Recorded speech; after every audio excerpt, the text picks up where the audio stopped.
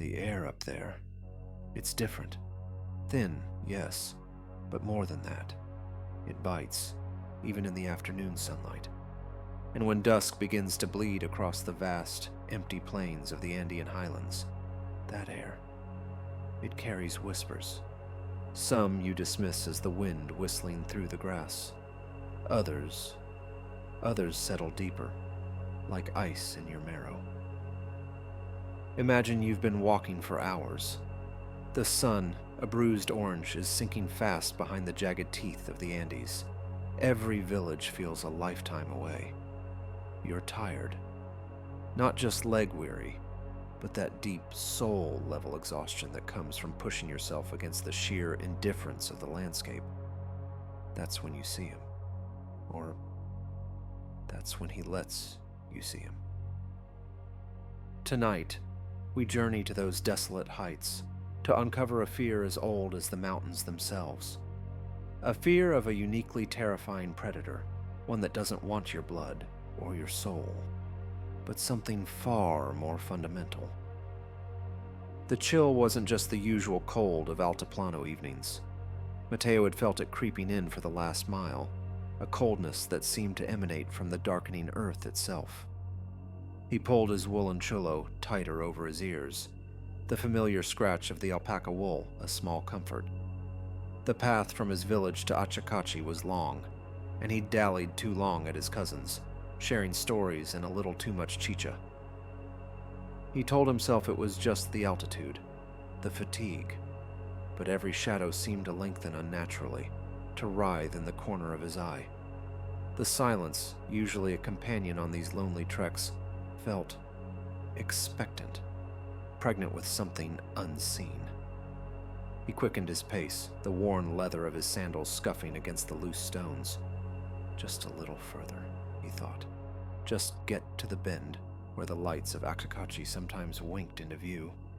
It was then, as a sliver of bone-white moon finally prized itself from the horizon, that he heard it, a soft, rhythmic sound, almost like a small, gently rung bell. It wasn't the clatter of a llama bell, nor the distant chime of a church. This was closer, and moving. Mateo froze, every nerve ending suddenly screaming. He wasn't alone out here. In the high Andes of Bolivia and Peru, they have a name for the source of such chilling encounters. A name whispered with a mixture of dread and unwilling belief. They call him Khari Khari, or Pishtaco. The names change with the region, with the dialect, but the horror they describe is sickeningly consistent. He is no shambling monster, no grotesque beast of the night. The Khari Khari, legend says, often appears as a man. Sometimes handsome, sometimes a seemingly harmless traveler, a priest, a gringo, or a figure of authority. He blends in. He waits. And when you are most vulnerable, often alone, sleeping on a long journey, or in the quiet solitude of your own home, he comes for you. Not for your valuables, not for your life, not directly.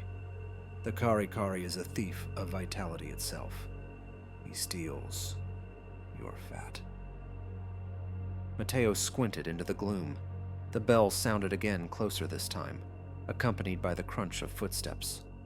A figure emerged from the deep shadows of an outcrop of rock, silhouetted against the faint lunar glow.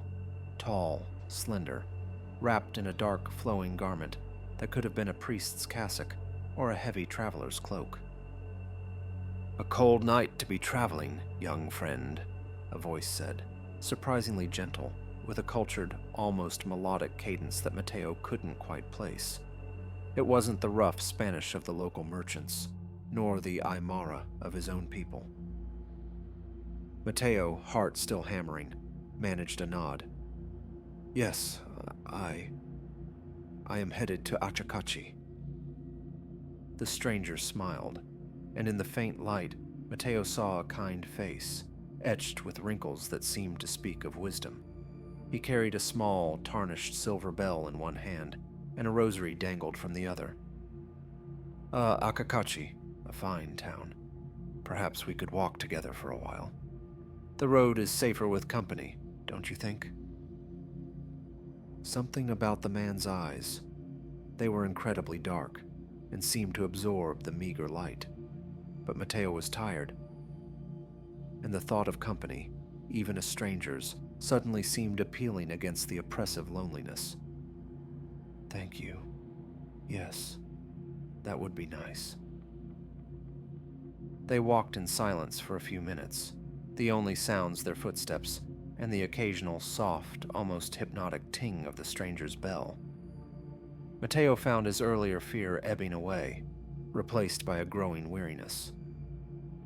The stranger began to talk, his voice a low murmur, telling stories of faraway places, of ancient cities hidden in the mountains, of saints and forgotten gods. Mateo listened, his eyelids growing heavy. The air felt thick, syrupy. He remembered stumbling slightly, the stranger's hand steadying him. You are tired, my son. Rest here a moment.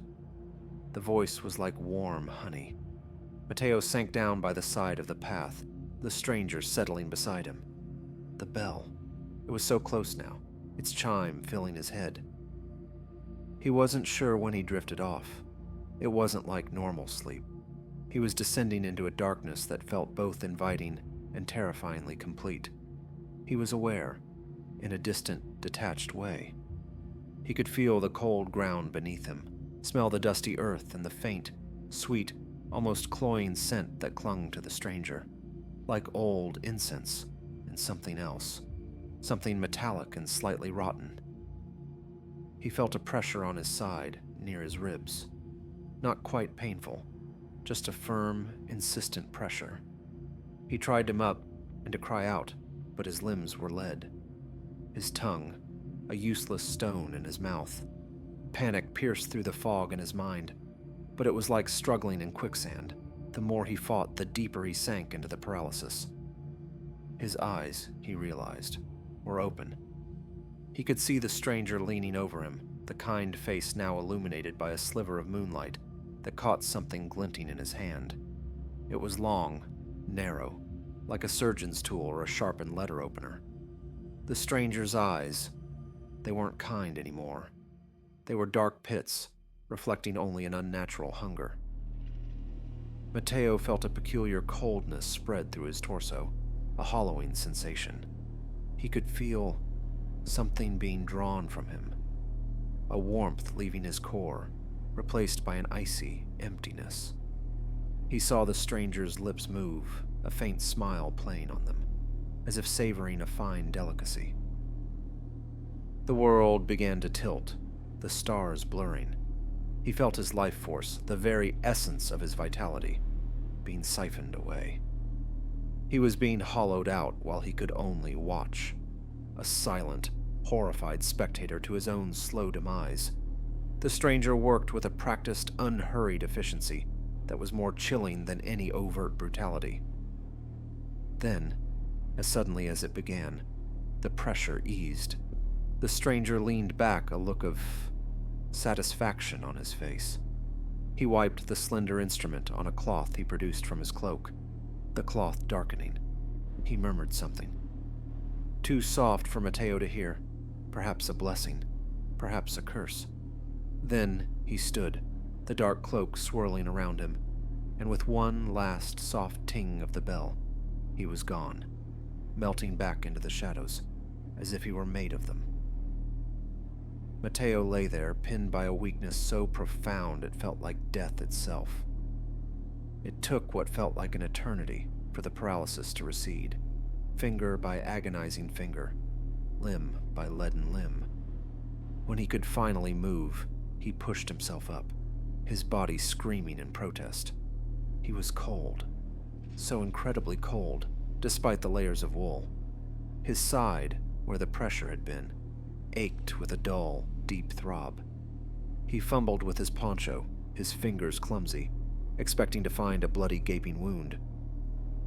But there was nothing, not a tear in his clothing, not a scratch on his skin, only a small, purplish bruise, like a fading thumbprint, just below his ribs, and an overwhelming, debilitating weakness.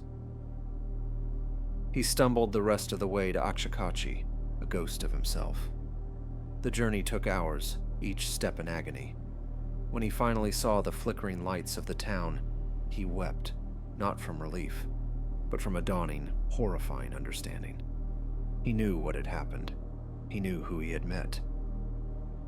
In the days and weeks that followed, Mateo withered. The vibrant young man faded, his skin growing sallow, his eyes losing their light. He ate, but the food offered no nourishment. He slept, but woke more exhausted than before. Doctors found nothing wrong, no sickness they could name. But the old women in the village, they knew.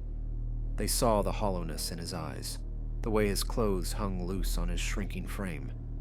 They whispered the name, Khari Khari. He had been touched, emptied. Mateo lasted less than a month. He became another story, another hushed warning on the cold, high plains. A testament to the stranger with the kind face and the silver bell, who walks the lonely roads, hungry for the very essence of life. Mateo's story, or ones like it, echo through the Andean Altiplano. The Khari Khari isn't some new boogeyman. Its roots burrow deep into the scarred soil of history. Scholars trace the legend's genesis back to the 16th century, to the arrival of the Spanish conquistadors. Indigenous Andeans, seeing these strange, bearded men in their shining armor, believed the Spanish killed them for their fat to treat wounds or diseases, a practice that did indeed exist in European medicine at the time. Imagine the terror, invaders who not only took your land and your freedom, but your very substance. The Khari Khari's guise evolved with the centuries, from conquistador to priest, friars who traveled the lonely roads, their bells, once symbols of faith, twisted into harbingers of dread. In the indigenous worldview, fat isn't just tissue.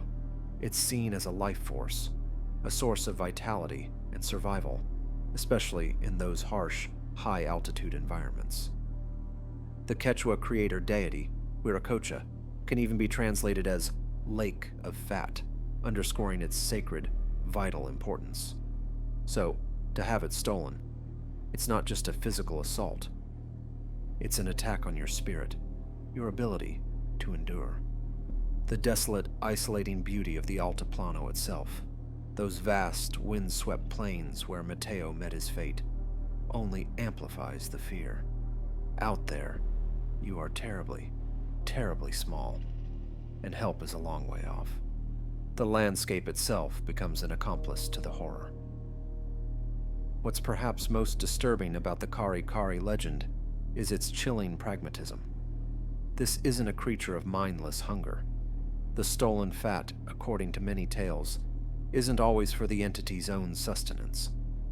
Some stories claim it's harvested for export, to lubricate the machinery of far-off industrial nations, to create luxurious soaps or cosmetics for the wealthy, even to make church bells in Europe ring clearer. The indigenous body, its very essence, becomes a commodity, fueling a world that remains utterly alien and exploitative. And for the victims, if they survive the initial encounter, like Mateo almost did, there's a profound shame, a state the Aymara call pinkasi. They avoid eye contact. They refuse to speak of what happened, as if the transgression has tainted them, marked them as less than whole. It makes you wonder, how many encounters go unreported, the victims wasting away in silence, their stories dissolving into the thin mountain air, dismissed as just another unexplained illness. The Khari Khari leaves little trace, after all. Just a bruise, perhaps, and an emptiness that consumes from within. The Khari Khari. A handsome stranger, a pious friar, a helpful doctor. The mask changes, but the hunger remains. It's a fear born of exploitation, of vulnerability, of the chilling realization that something vital can be stolen from you, silently, on a lonely road where no one can hear you scream, even if you could find your voice. So if you ever find yourself traveling those high, desolate plains, and the air grows unnaturally cold if you hear a sound that doesn't quite belong, a soft footfall, a gentle, chiming bell, perhaps it's best to quicken your step. Don't look too closely at the kind stranger offering company, because some smiles hide an ancient, terrible hunger, and some tolls are for much more than just the road. What do you think? Is the Khari Khari a folk memory of colonial trauma, a supernatural explanation for wasting illnesses, or something more tangible, still stalking the remote corners of our world? Let us know your thoughts in the comments below. And if you found yourself chilled by Mateo's story, don't forget to like this video and subscribe for more tales from the shadows.